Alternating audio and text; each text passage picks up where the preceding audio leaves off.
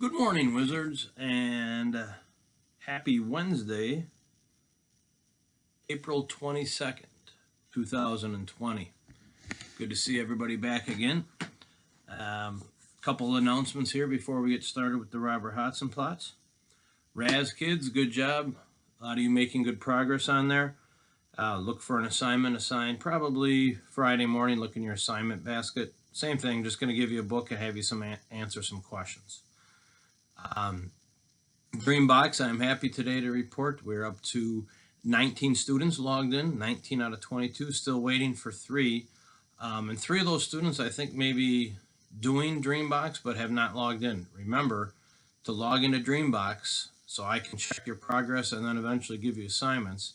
Use your 4-3, the first 4 letters of your last name, and then the first 3 letters of your first name, and then the password for everybody is math. Password is math, okay? So those of you that are not on there yet, please get logged in there, okay? Get onto Dreambox. Next, calendar. I will be sending a new calendar on the link that you get in your email. Calendar of updated activities. Those are mainly just the core subjects. And then also you'll have a link there for specials. So make sure you check the specials link. I believe there'll be a link from Mrs. Nordstrom as well with her video, calendar, and then the slides for 2nd grade. So please make sure students and parents are checking the links under the email that I sent. Okay, so be sure to check that out. All right, let's find out a little bit about the robber today. See what he is up to.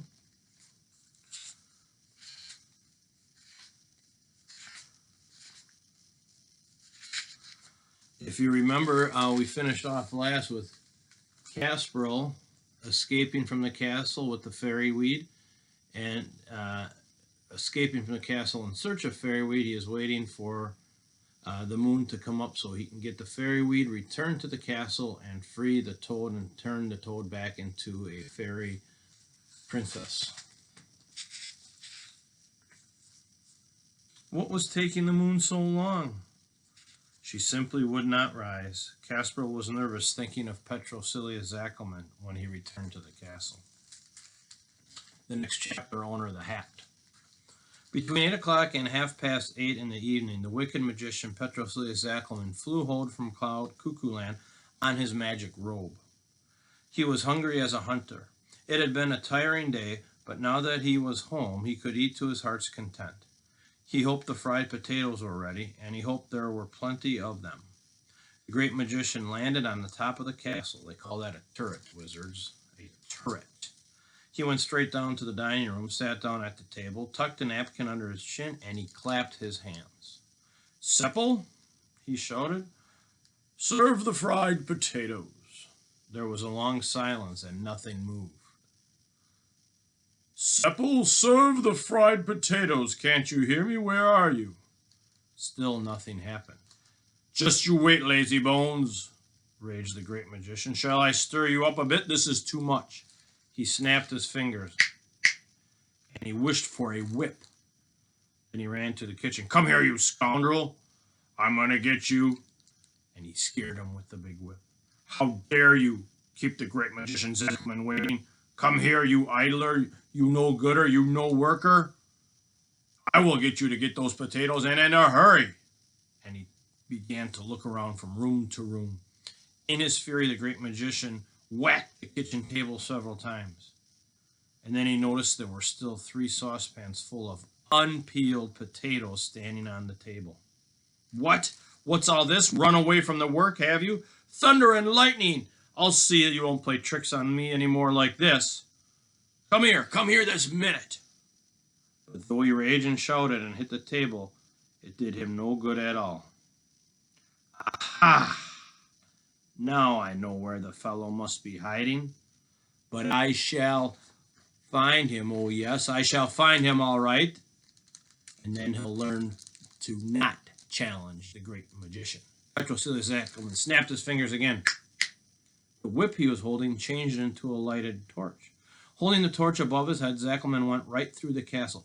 He looked in all the living rooms and all the bedrooms. He went to the cellars and up to the attics. He shone his torch into every corner. He searched every nook and cranny. He looked under the furniture and behind the curtains. But though he searched and searched, he found no trace of Casperle at all. Suddenly, the great magician had an idea.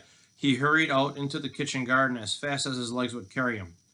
Sure enough, there lay Seppel's hat in the middle of the garden bed, not far from the fence where he had escaped. "Ah, fire and pestilence, I've been tricked!" The moment he set his eyes on the hat, he realized what had happened. The wretched Seppel had managed to escape, stupid as he was. How did he know the secret to escape? By leaving clothing behind. However, he knew he must act quickly. He'll be surprised to find out how soon I have him back in my power again, now that I have found his hat. In fact, it was Petrocilius Zackelman's specialty to bring anybody back to his castle by his own magic, as long as he had something the person wore. "To work," he cried. The great magician grimly threw his torch aside. He seized Seppel's hat with both hands, and he ran to his study. "I need my magic chalk. I need my magic chalk." Quick, he drew a magic circle. Then he drew lines across it. "There, now we may begin." Petrocilius Zackelman put the hat in the middle. You can see he's got a magic circle around that hat. Looks like he's doing a wild dance of some kind. Just where all the lines met, he put the hat in the middle. Then he stepped back, he raised his hands, and he waved them into the air. Keeping his eyes on the hat, he chanted in a low, loud voice, "Come to me, come to me, come wherever you may be. Let the owner of the hat be here. Where the hat is, let the man appear." Abracadabra, says boom bam. And that's where we'll stop for today. Remember, the spell says, let the owner of the hat be here. Remember who the owner is, wizards.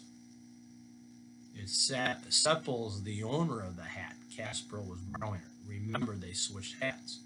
And if you are wise, you know that Seppel is back in the robber's cave. Remember that. That's where we'll end for today. The next chapter coming up is a magician of his word. A magician of his word. All right, for your learning links scheduled today, Raz Kids, keep working. Dreambox, 19 out of 22, very good. Check the links on everything that's going to come home today, parents. We'll have a lot of links. They're very short, though. Math, you're going to be doing 7.1.4. You're going to be working with Army Ants Wizards. 100 Army Ants, 100 centimeters, and then a home connection, 155 and 156. For reading, you may do a Raz Kids book and answer the questions from your book. If you don't want to do that, I would let you find a quiet spot to read for 20 minutes. Let's read today, if you read your own book, 20 minutes orally. Let's read out loud. Writing, letter number 6. Make sure you follow the slides. There's better details there than I'm going to give you right now, but you're going to share your opinion about a book, paying attention to details, growing new ideas. Watch the slides. The slides give pretty good details on what we want you to write. Spelling, you're going to go to spellingcity.com and play a game. And then the enrichment activities are always on the bottom of the slides. And don't forget, today on the slides you will see gym and art messages for today. Gym and art messages. And then be watching for the links I'm going to send today. There's going to be a variety of links. My video, the second grade slides, the virtual calendar for the rest of this week, what that'll look like. And then I'll be sending the one for next week out probably Sunday night, a link from Miss Nordstrom. So please check all the links, wizards, and I hope that everybody has a great, wacky Wednesday, April 22nd. Try to get outside, hoping it's not as windy as it's been the last couple days. Until next time, so long, wizards. Have a good day.